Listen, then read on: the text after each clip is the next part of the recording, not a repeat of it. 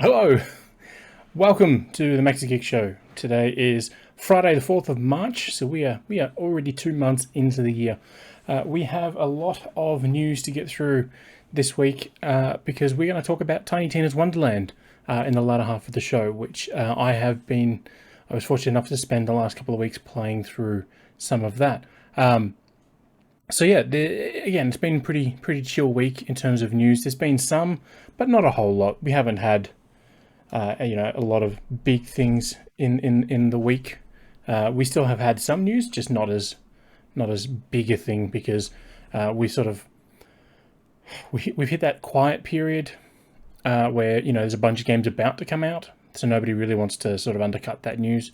And of course, with the events going on over in Ukraine, there's a lot of companies that are holding back on some things to ensure that they're not sending out a message, promoting their new war game or something during this particular time. But still, there's plenty of news to talk about, so we're going to get into it. And the first thing we're going to talk about is the new Pokemon games, Scarlet and Violet. So on Monday morning at 1 a.m. Australian Eastern Daylight Time, so 1 a.m. Sydney time, there was a Pokemon Presents. Now, this news went out from the Pokemon Japan account, but then none of the international accounts, none of the Nintendo accounts tweeted about it or talked about it at all. Because it was going out that day because it was Pokemon Day in Japan still on the Sunday, and unfortunately with all the events happening in Ukraine, they opted not to actively promote it in order to, not try and draw attention to themselves, but they still did go ahead with the event. So we got updates. There's a Pokemon Legends Arceus update. There's updates for Pokemon Unite, Pokemon Go, Pokemon Cafe Mix. There's a whole bunch of updates for existing games. But the big reveal was that we're getting the next generation of Pokemon games at the end of the year in the form of Violet and Scarlet. When we say next generation, we mean next mainline generation. So this is not a remaster of another series. This is not a Let's Go version. This is a full mainline one. So this is basically the follow up to Sword and Shield. It's really, really rare. So Switch has had we got Let's Go Pikachu and Let's Go Eevee. Then we got Sword and Shield. Then we got Brilliant Diamond and Shining Pearl. Then Arceus, and now Pokemon Violet and Scarlet. And these are, they're just the main Pokemon series. We've also had Pokemon Snap, Pokemon, Unite. There was the Mystery Dungeon, remake back, a couple of years ago now. So there's been a lot of Pokemon on Switch already. Now, obviously, we do have the trailer here, and let me just play that while I talk. One of the big things about this is that we'll skip to the actual game portion, not the live action stuff. So as you're looking at the trailer, I don't know why, but it always decides to go low quality on that. It looks very much like the world of Arceus. It's got that same sort of texturized look to it and everything.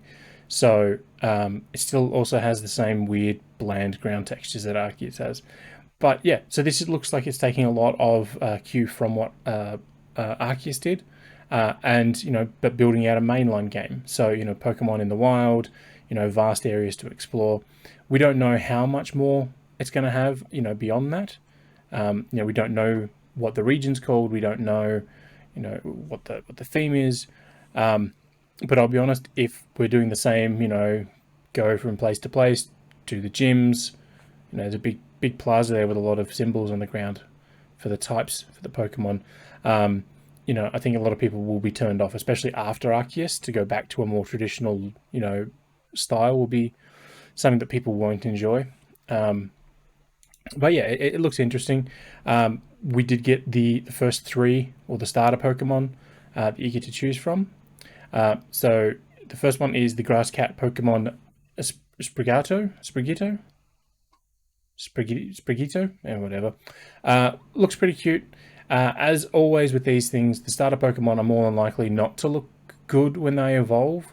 So whatever the most adorable one is now will be the ugliest one when it's in its full evolved form.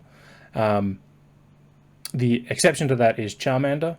Charmeleon is a bit of a weird one, but Charmander is cute, and then Charizard is awesome. So that's the exception to that rule. But the general gist is if the Pokemon is cute as a starter, its fully evolved form is generally not. The next Pokemon we got is Quaxley.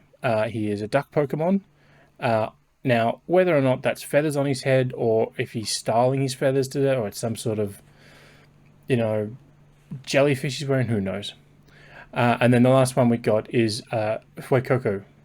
Fuecoco? Yeah. Which is the Fire Croc Pokemon. Somebody pointed out to me, and I can't not see it anymore, but it looks like an apple. There's the stem, there's this, the bit of the apple that's cut out, there's the sort of the rest of the apple. So it's just an apple Pokemon. Interestingly, the two versions, Violet and Scarlet, or Scarlet and Violet as they put in that order, if you do, pick up the Scarlet version, your character will dress in, the red, with the red shorts and the red tie. Whereas if you go for the Violet, you'll get Violet shorts and tie, Don't know why they decided to do that, but so be it. We have some screens. Unfortunately, they're just stills from the trailer. There's nothing sort of new in them. This shot here does evoke more of the open air battles that Arceus is known for. So it could be something special. Obviously, with Pokemon mainline games, they tend to announce them, then go silent for 6 or 7 months, and then they'll come back. We may get some more news. They may change things up a bit, but with Arceus sort of being their big thing, I don't think we're going to hear any more on Scarlet or Violet until, maybe late May, early June at the earliest. Speaking of changes, the new games coming for Xbox Game Pass have been announced, and they include some pretty big ones. So one of the big ones, if you're seeing the video, you see the image on screen, is that Microsoft Flight Simulator is finally being supported via the cloud. So Flight Simulator is available through Game Pass on console, and I believe it's on PC as well, but it required the download because, you can't stream a game via the cloud when the game itself is streaming data from the cloud. So they had to do a bit of work to get this one to work, as easily as all the other cloud games do. So that is coming to it. Far Changing Tides, which just launched the other day, launched into Game Pass. Kentucky Route Zero TV Edition, the full experience is coming to Game Pass, and both of those are for cloud, console, and PC. We also got the fact that Guardians of the Galaxy, one of the games that honestly surprised me the most last year, is coming to Xbox Game Pass. So if you've not played Game Pass at all, that's coming as well. Lawn Mowing Simulator, it's a bit of a weird one. It is exactly like it sounds. It is a game about mowing lawns. You have a business and you try and grow the business. How much do you charge to mow a lawn? Does the size of the lawn matter? The people that you hire to do it, they have to have certain skills. If they're not skilled enough, they might do a bad job. You'll get bad ratings and it can impact your business and so on and so forth. And also we've got Final Fantasy 13 Lightning Returns, or Lightning Returns Final Fantasy 13, depending on how you want to put that in order. As always, these games will roll out across varying days. So as I said, Far Changing Tides did launch the other day, so that's already there. And Flight Simulator is also in cloud. It's already on Game Pass, so this just means you can now play it on your mobile phone. Available now is Lightning Returns Final Fantasy 13. Next week on March 10, we'll get Lawn Mowing Simulator, Kentucky Route Zero, and Marvel's Guardians of the Galaxy. And then Young Souls, which is an ID at Xbox title. So it is more of an indie experience. One of the big changes as well for the Xbox app for PC players is that you can now choose where the games install. Previously, if you elected to install games through the Xbox app on your PC, it installed to the default location and you couldn't change that. So if your hard drive was full, you had to uninstall something. Very, very, 1995 limitation there. But now you can actually choose where you want to install the games. They've got perks and all that as well. But in terms of new games coming in, that means there are games leaving. So March 15th, so the end of next week, Nier Automata. I keep going to say Automata, but it's not. Automata. Fogs, Torchlight 3, and The Surge 2 are all leaving Game Pass for both PC, Xbox, and cloud. So if you've not had a chance to give those games a go yet, that's you've only got a week or so to go. As always, if you do opt to buy these games before they leave, you do get a discount as well. So yeah, it is interesting that, Guardians of the Galaxy is already hitting it. We've got Avengers in there as well from Square Enix. So it is really cool to see that game is going to get more time in the spotlight, because it honestly deserves it. And I think the lack of, so wowness from players for that game was attributed to the experience that Marvel's Avengers gave players, because that wasn't a great game. It was very clunky because it was forced to be a live service game, and I think that turned people away off whatever they were going to do next. And unfortunately, people who haven't given that a go are missing out, because it is a fantastic game. Speaking of fantastic games, Capcom are bringing 3 classic Resident Evil titles to modern consoles. When I say modern consoles, I'm talking Xbox Series X and S and PlayStation 5. And in games, we're talking Resident Evil 2, the remake, Resident Evil 3, the remake, and Resident Evil 7 Biohazard. So the 2 remakes and the first sort of, in the rebooted series of Resident Evil are all coming later this year to Xbox Series X, S, and PlayStation 5. If you do own, we'll scroll down here to a picture from Resident Evil 2. If you do own these games already on PlayStation 4 or Xbox One, you will obtain the next generation versions completely free, so you don't have to worry about buying them again. And if you're on PC, a free update will be released for all the versions on PC, providing you with the enhanced options. So, as I said, we do have some pictures here. They've released 1 still from each game, because whatever reason, that's what they decided to do.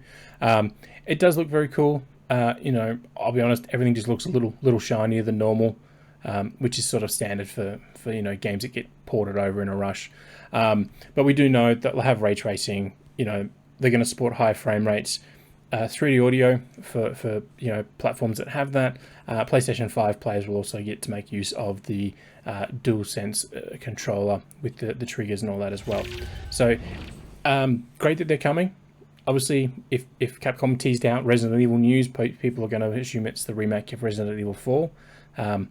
That's not the case in this particular instance, but yeah, it is interesting that that's what we're looking for now. Obviously, as I mentioned at the start of the show, there is a bit of a horrible situation occurring over in Europe with the invasion of Ukraine, and many gamers may not be aware of it, but there are a lot of development houses in Ukraine. So Wargaming have offices there, Ubisoft have offices there. So those companies are supporting their staff in however they can. Some of them are, being moved out of the country. Some of them are bunkering down to stay and fight. And those companies are doing things. One such company that is staying there is GSC Game World, because that is where they're all based. And as such, we already knew that Stalker was going to get delayed from its earlier March release back to December. They put it on December 8th is when they said they were going to release this game now. For now, the game is on hold because of the situation over there. Full development of it has been, put to the side while members of the development team take care of themselves, their families, their loved ones, and of course their country. As you can see here, being reported by OzGamers, they released a full statement, and I'll just read it for you here. It says, on the 24th of February, Russia declared war on Ukraine and sent rockets, tanks, and soldiers into our homeland. Our country is forced to fight for existence again. Seems like this is the price of freedom. This video is our answer to how are you guys question. Now we're striving to help our employees and their families to survive. The game development shifted to the sidelines, but we will definitely continue after the victory. Glory to Ukraine. So there is obviously a video there where they did release this statement. It's one of those things where anyone who says this is a bad decision because they want to play the game needs to reevaluate their priorities in life. Video games are a hobby. They are not important. Life is important. The stability of a country is important. So in this particular instance, the health and safety and well-being of the team and their families, and obviously their country, is far more important than a video game. So thoughts and all that go out to the people impacted over in Ukraine for the development. Hopefully, whatever the leader of Russia is doing, ends soon, and everyone can start returning to a normal life whenever that happens to be. And if Stalker 2 doesn't come out to the end of 2023, so be it. Speaking of things coming out later than expected, the Marvel shows that were on Netflix are now all coming across to Disney+. So when I say the Marvel shows on Netflix, we're specifically talking about Daredevil, Jessica Jones, Luke Cage, Iron Fist, and The Defenders, along with Punisher. So The Defenders was the crossover with the four, and you can see them now on the screen. So these shows were produced by what was ABC Television, or Marvel Television at the time, and Netflix. So the rights for the shows have ended with Netflix. They are leaving, and they will be launching here on March 16. So we've got Daredevil, Jessica Jones, Luke Cage, Iron Fist, The Defenders, and The Punisher are all coming across. Interestingly, in America, Agents of S.H.I.E.L.D. is also moving across to Disney+. Here we have all of the seasons, along with Agent Carter and Inhumans. So with these 5 shows and their crossover, that will mean all the Marvel TV content, those produced by Marvel Studios, being Falcon and Winter Soldier, Loki, WandaVision, and Hawkeye, and the upcoming Moon Knight, will be joined by all the Marvel television content, which was, again, Agents of S.H.I.E.L.D., Agent Carter, which, if you've not seen Agent Carter, is actually a fantastic show. They did 2 seasons of that. It's really, really good. And then they did Inhumans, but they sort of butchered that one, so we don't really talk about that. But yeah, so they're bringing them all across, to the service. So if you are someone who hasn't seen those because they were on Netflix and you didn't have an account, or you just didn't get around to it, you'll be able to watch them on March 16. Myself personally, I've seen all of them bar the 3rd season of Daredevil and the 2nd season of Punisher. I never got around to watching those, so that's what I'll be looking forward to, next weekend when they're all available. Speaking of things that are available, we have a new way of earning platinum points for Nintendo members again. So obviously last week, Nintendo announced that they would be ending support for the Wii U and the 3DS shops, because, those platforms are no longer being sold, so it makes very little sense to have those shops remain open. But one of the questions that people sort of considered afterwards was, how are we going to earn our platinum coins? Because there was a lot of things tied into visit those shops to earn the coins. Randomly in the middle of the week, Nintendo dropped the missions and rewards tab for Nintendo Switch Online members. So Nintendo Switch Online members can go to the little icon on their Switch home screen, and in there's now a new section called missions and rewards. So this is being reported by Vux, which again is sort of the Nintendo site here in Australia. And the things are, play a game online once a week, back up your save data once a week, play a featured title. So this week's featured title, the first featured title, is Super Mario Brothers on the NES. If you play that, you earn 50 platinum coins. So there's these things will rotate through. Sometimes they'll be, very simple, like just play a game online. Sometimes, there's one here that says play games, trial software. I think the last one that they had was, it may still be going, or it may be done, was, Ultimate Chicken Horse. So, whenever those games roll around, if you give it a go, you can earn the platinum points. One of the things that you can use those points for is to create new profile pictures for yourself. So when we say new, there are series, and the series will rotate through. So at the moment it was Mario and Animal Crossing. When that rotates through, I think it's tomorrow, we may end up with, Legend of Zelda and Splatoon, or Kirby and Star Fox. There's no telling what sort of combinations we might get. But within these icons, you'll get a character. There's three layers. There's a character, a background, and a border. So as you can see, if you're watching the video, we have, Mario standing there with Cappy. He's got the map background from Mario Odyssey, and then the border from Mario Odyssey as well. You can't cross them, so you can't have the Legend of Zelda background with Mario in front of it and a Splatoon border.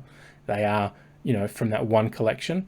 And you can't, for some weird reason, you can't grab the background and the borders without having a character first. So you can't get anything from the Mario collection without first having a Mario character from that pack.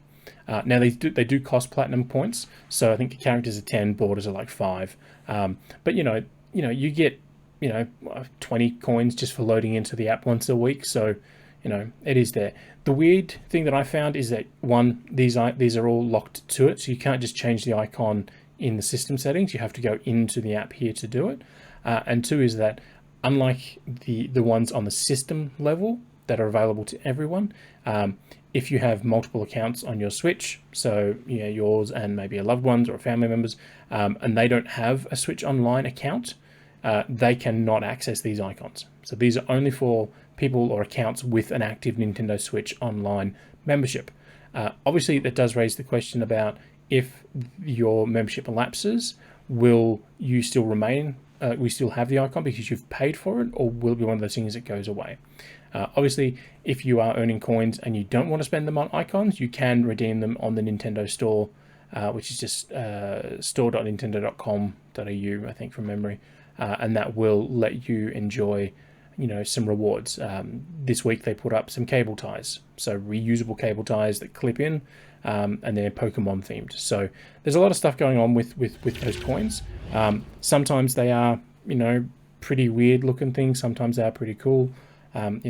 Late last year they put up a calendar. So it's a little desk calendar. It's got hard cardboard months on them. So yeah, there's a lot of stuff that they do for all that. But you have to earn the coins, and this is now the way to do it. You can also still earn coins through Animal Crossing Pocket Camp and Fire Emblem Fates, but the coins you earn for there are exclusively for those games. So you can't earn platinum coins in those games and use them in the Nintendo shop. The coins you earn in those games are for those games specifically. All right, speaking of things that are specific, we are having changes coming to Battlefield. I say specific, but there actually are no specific details at the moment, because over on the Battlefield blog, Freeman, who's the community manager for Battlefield, came out and said, hey, this is what we're doing. This is where we're starting. So the first thing that they're starting with is regarding the maps for Battlefield 2042.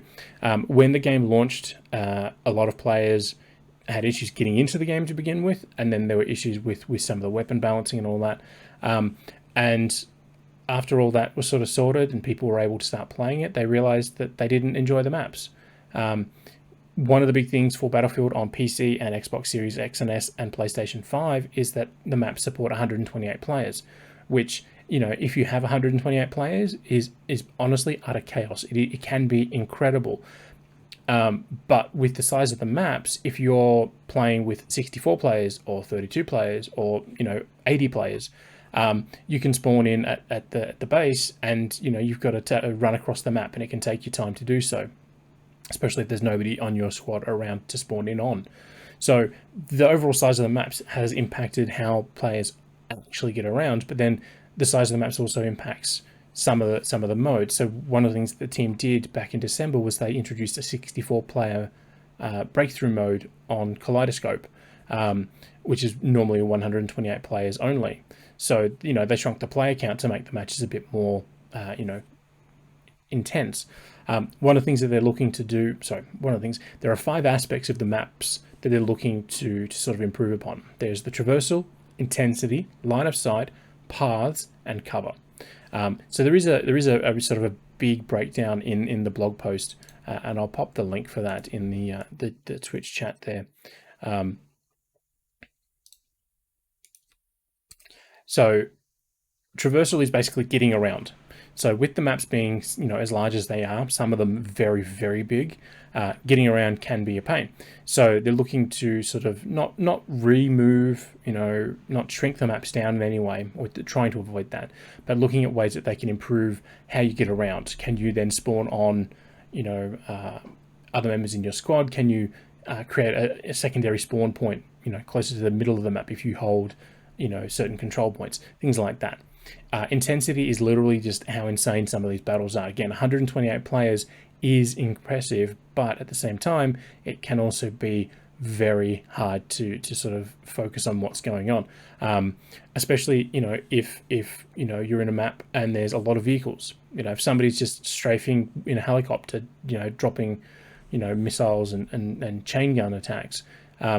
If you're focused on trying to get a control point to push forward, you're basically a sitting duck. So they're looking at, can they limit vehicles in the maps, maybe remove them, maybe put options in, things like that.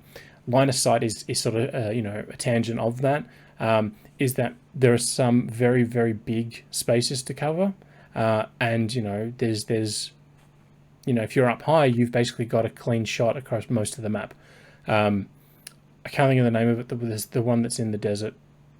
If you're up high in one of the buildings, you can see across most of the map, off to the east, so off to the west. Sorry. So they're looking at how can they improve that, make changes to that. Paths. The fourth option is the fourth focus point is that if there's a specific path laid out on the map, not path as in there's a road and the road leads to the objective, but if there are trees that are cut away and there's like a path carved through nature, it can make things, if the enemy team knows about it, they're going to know you're going to try and take that path. It creates a bit of a funnel, a bit of a choke point for your combat experience. So they're looking about how can they improve sort of the layout of the map and people getting around. And the fifth focus point is cover. Again, some of these maps are massive. They have large open spaces. So, they're looking about options in order for players to get across the field without having their heads blown off, so they can actually get into a fight. So all these things together are what they're focusing on at the moment. And they're not just going to make these changes willy-nilly. They've said, once they sort of realized that people weren't happy with Battlefield 2042, they came out and said, look, we understand you're not happy. We want your feedback. So all these 5 points are actually driven by player feedback. This isn't DICE saying, hey, maybe people think the game's too intense. It's the players themselves have said, no, this is too intense. We can't deal with this map and all this sort of combination of things. So what they did release on the Battlefield blog is some prototypes of what sort of changes they're looking at. So if you're looking at the video feed on the left side, you can see sort of the current layout of Kaleidoscope. So this is the breakthrough map.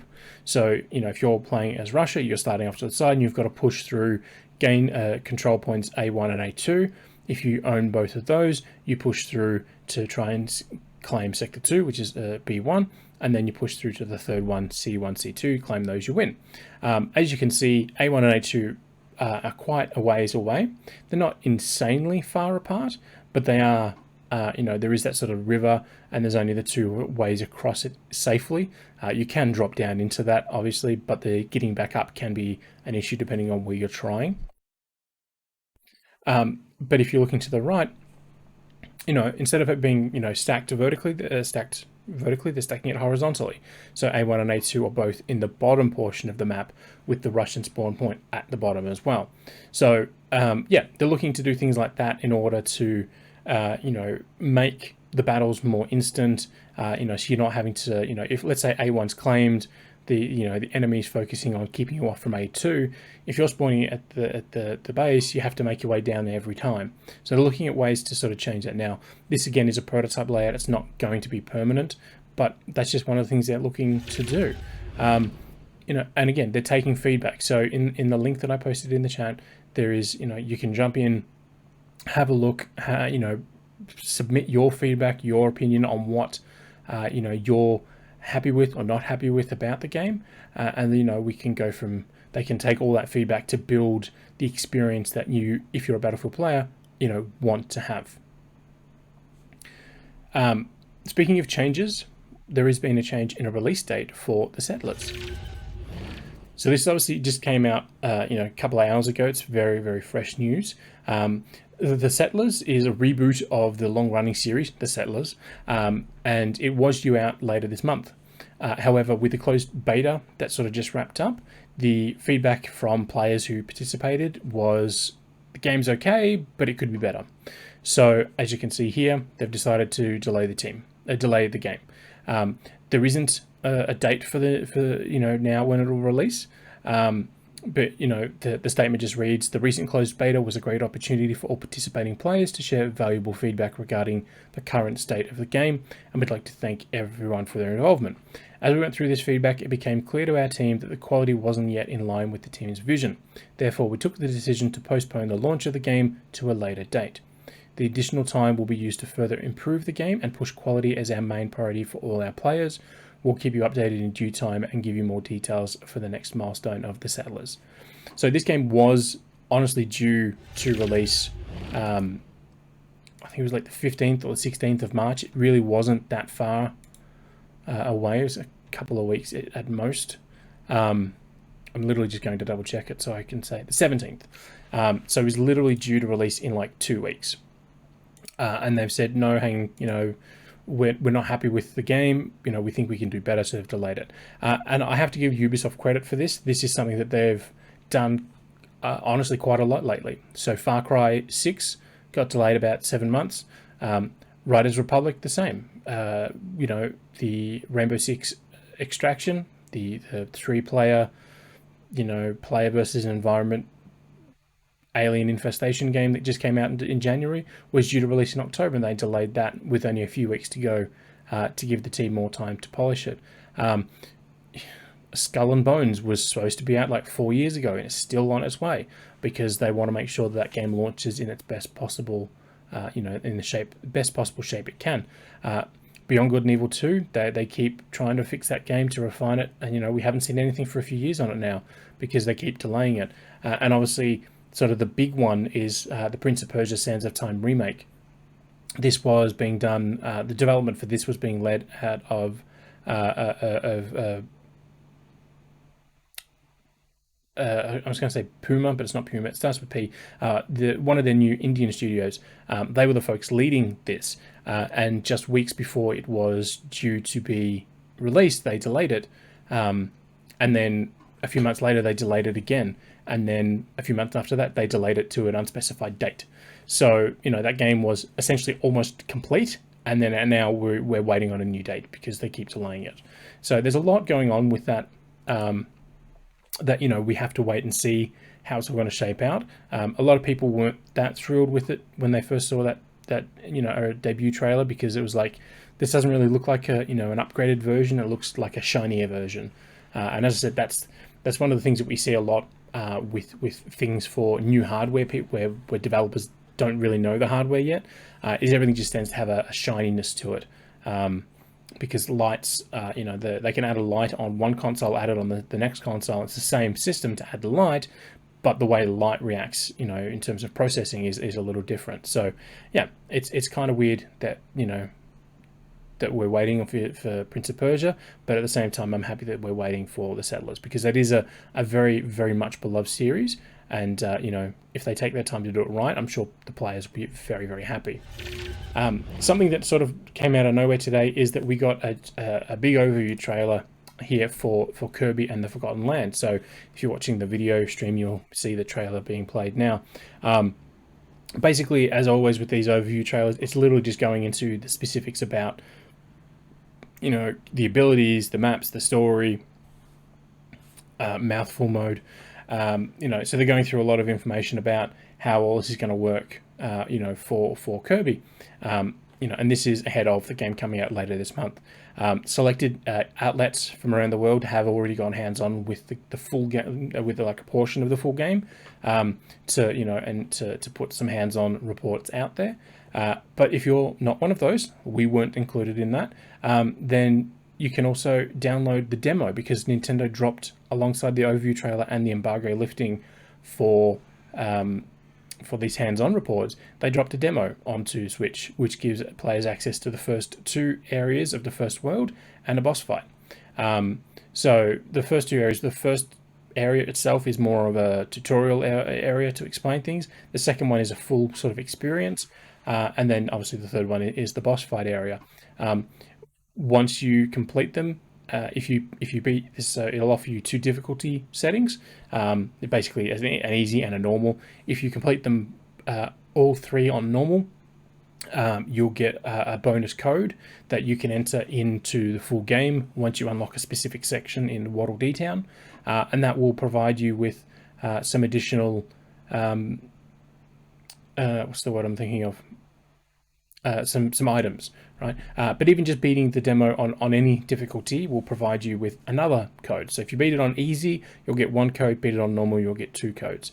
And then beyond that, if you do play through it on difficult, on the normal difficulty, the game will let you replay all the levels again, but with the upgraded power-ups, so you can see how Kirby's additional abilities will manifest differently in gameplay, which is honestly something that I wasn't expecting them to do for that particular thing. So as I said, the video is just playing for safety's sake. We do have it muted, so if you are watching it and wondering where the audio is, we don't have it for that reason.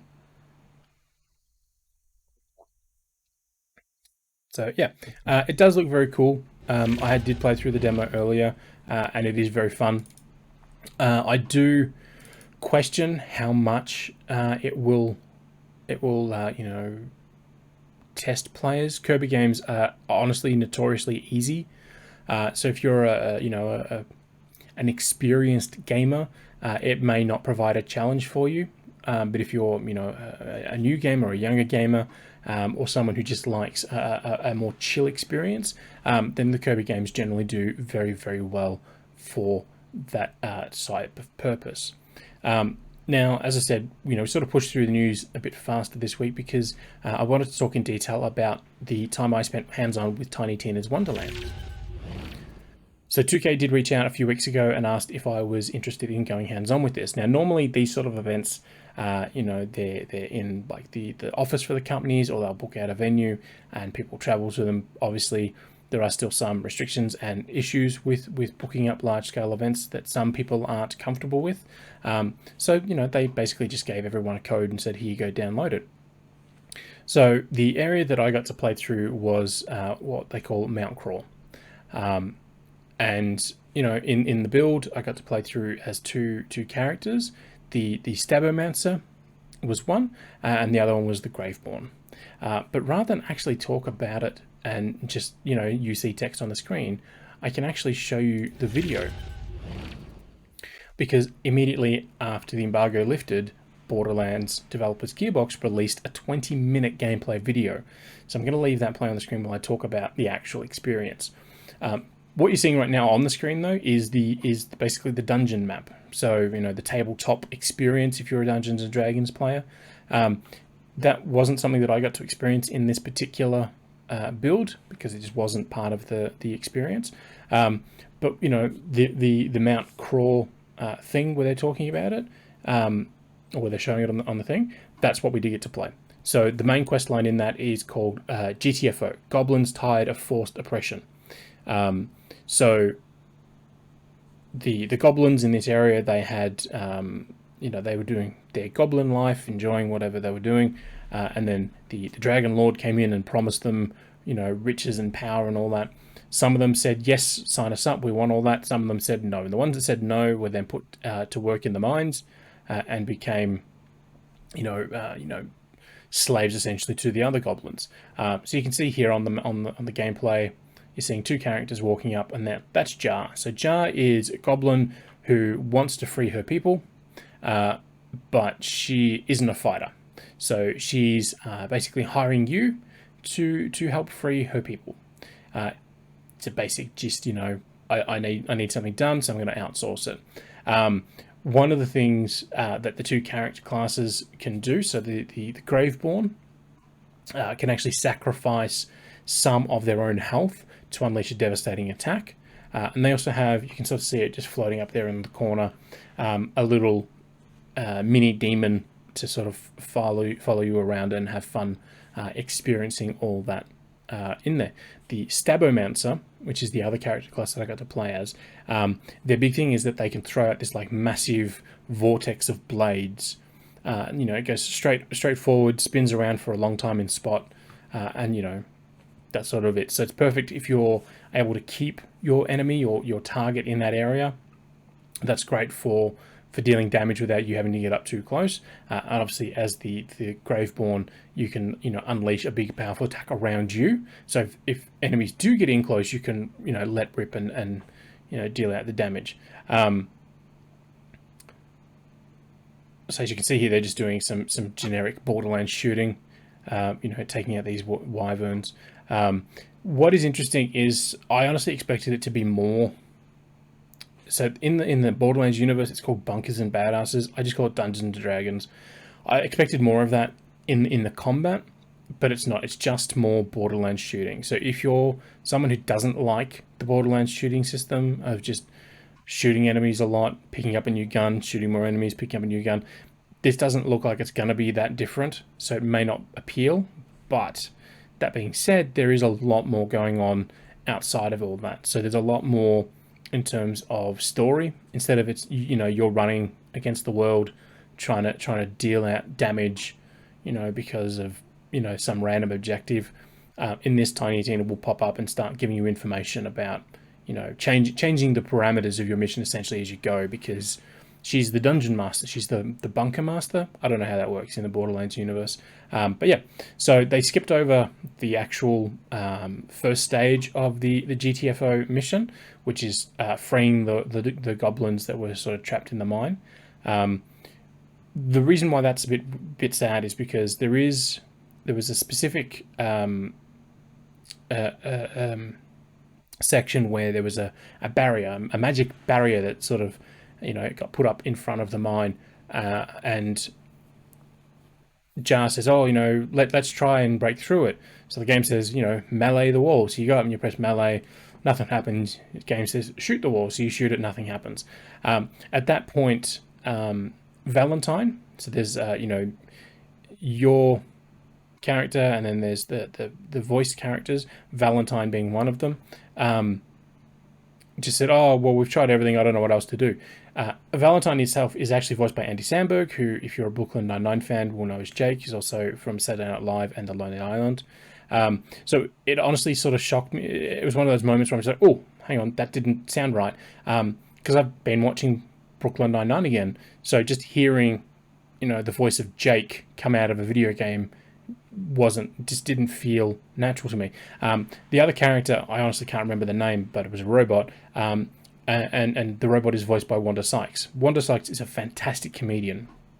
She's got, a wit that honestly makes me laugh. And there are very few, I don't like a lot of comedians because some people say they're funny, but they're not. But Wanda Sykes is one of those comedians that I do think is honestly hilarious.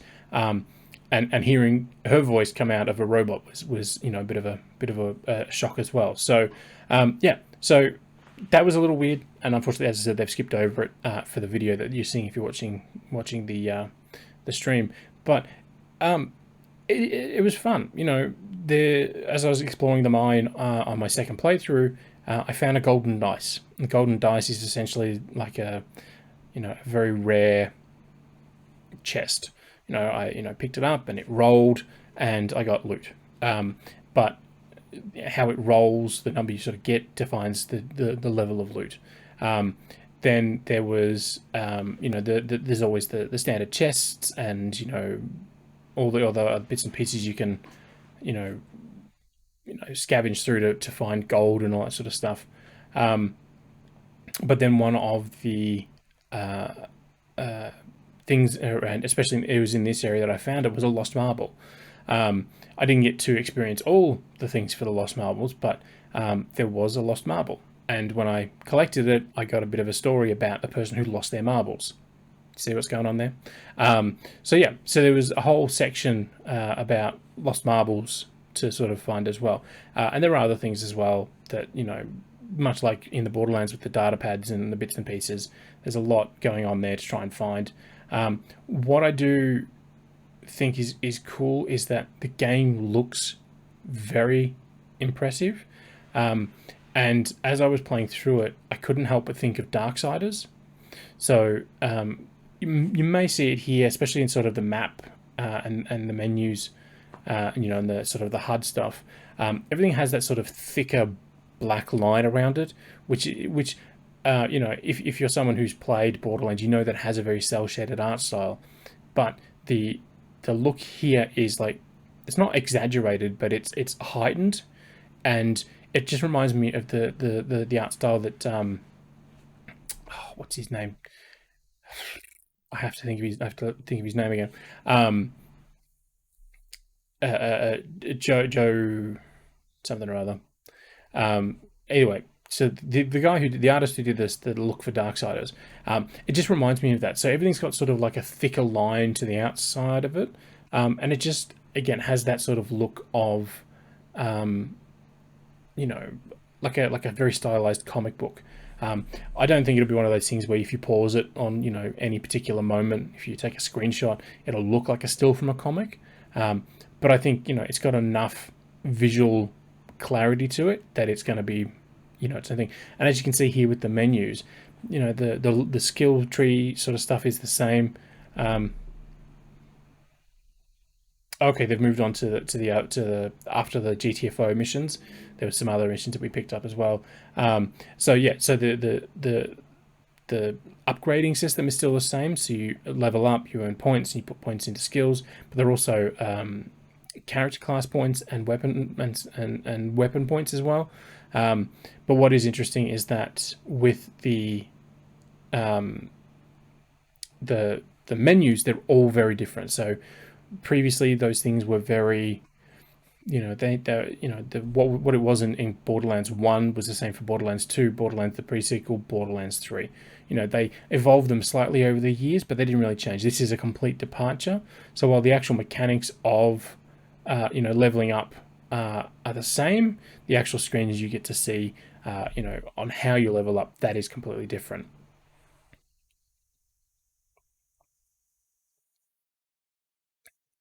Um, Obviously, the weapons themselves are all new, so you're not going to find your regular assault rifle, your shotgun, and all that. The first weapon that my character had when I first jumped in looked like a crossbow. And it basically shot pretty continuously. It had a heating element, so if I shot too regularly, it would overheat.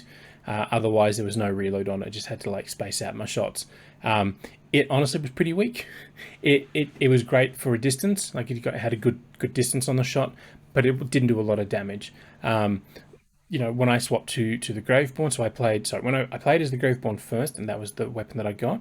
When I played as a Stabbermancer, I had a more traditional looking, gun that did require reloads, and that was much more powerful. Obviously the other thing too was that the Graveborn character was pre-spec'd, so this was a character that would spec out in a particular build by the developers, whereas the Stabbermancer I could spec myself. So I put more points into I think it was gun damage and reload speed or something like that.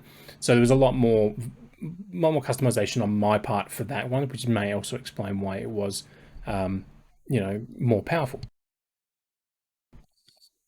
Obviously, there are abilities, so area of effect attacks that you can do. You can see down there in the bottom corner, in the right there, there is a thing. It just obviously got used, so it's now off screen. You can see a countdown. There was a nice big clear, countdown timer happening, and when they got filled, they went off. Which was great, because sometimes in Borderlands 3, the action got so chaotic I didn't know if my skills were ready, and I'd eventually go, oh, hang on, they're ready, I can use them again. So yeah, all in all, even though it was the one area, I probably put maybe 6 hours into the build, because I just wanted to keep exploring and keep replaying these same missions. But then again, the Stabbermancer, I could customize myself. So being able to replay, the same area with different builds and different specs, it's not something that I generally do when I'm playing games either for review or for my personal enjoyment, because, I'm investing into those characters. This is a preview build, so nothing I did was going to carry across. There wasn't even the ability to save my progress. So if I quit out of the game, I had to restart everything again anyway. But yeah, it was very interesting, how it all sort of went. Being able to play basically the same, 3 or 4 missions, but with completely different, specializations, focusing on damage on one, focusing on armor on another, stuff like that. So yeah, it was very cool. Oh yes, the mimic. One of those got me. There was a chest, and I was like, "Ooh, what's in the chest?" And then it rose up and bit me because it was a fake chest. Because in Dungeons and Dragons there are things called mimics, that look like real things that aren't real things.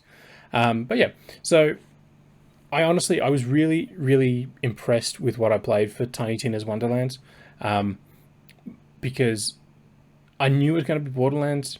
I knew it was going to play like Borderlands, it was going to feel like Borderlands, but it actually had more to it. Obviously, there's spells and characters and all sorts of stuff to go through, and experience in the full game. How all that, you know, goes out in the long run, I have to wait and see. But what I've played of it so far, honestly, was very, very good. And if you're someone who, like me, enjoys the Borderlands games, this is definitely one to look out for. Okay, right.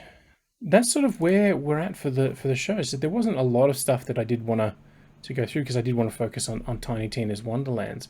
But what we'll do, because this is the start of the month, it's the first episode of the month, is I'll just run through the big games that are coming out this month. Now, this list was accurate when I posted it on March 1st. Some of these games are already out now, but since then we've had DLCs and games be dated as well. So, we had Fire Changing Tides, which, as I said earlier, is already out, and it is included in Game Pass for console, for Xbox players. But Shadow Warrior. So we have a review on the site for Shadow Warrior. We gave it an 8 out of 10. It is a solid shooter. It doesn't overstay its welcome. It's not a 15-hour long experience. And unlike the earlier entries, they've definitely toned down the racial stereotypes. But Mike Moe, who now voices Lo Wang in this one, does a fantastic job of adding a little bit of cringe to the one-liners, but it still manages to make you laugh every now and again. Babylon's Fall just came out yesterday. That is the live services 4-player multiplayer game from Platinum Games on behalf of Square Enix. We have a review in progress on that one. We're playing through it now, but as a live services game, there is a lot in it, so it's going to take us a few days to get through. Gran Turismo 7 just launched today. We have a review for that one up now. We gave that a 9.5 out of 10 because it is a fantastic game. Now, I personally don't play the Gran Turismo series. I'm not a big realistic racing game fan, but Raimi, who did review it, loves the series and is very, very happy with this latest inclusion into it. Triangle Strategy, also out today, is currently exclusive to Switch. Nintendo themselves are publishing it around the world. Whether or not it stays exclusive, who knows? These things never do from Square Enix. They always tend to go multi-platform at some point. But for now, it is exclusive. We have a review coming for that one, but we didn't get a code until today from Nintendo, so it will take a bit of time as well. Next week, so in terms of what is still to come this month, we have Spellforce 3 Reforced coming to consoles. It is already out on PC, came out last year on PC, but they delayed the console release until this month. .hack GU Last Recode is coming to Switch on March 10. Same day as Chocobo GP. That is also coming on March 10. March 11, we'll see WWE 2K22 hit all the platforms but Switch.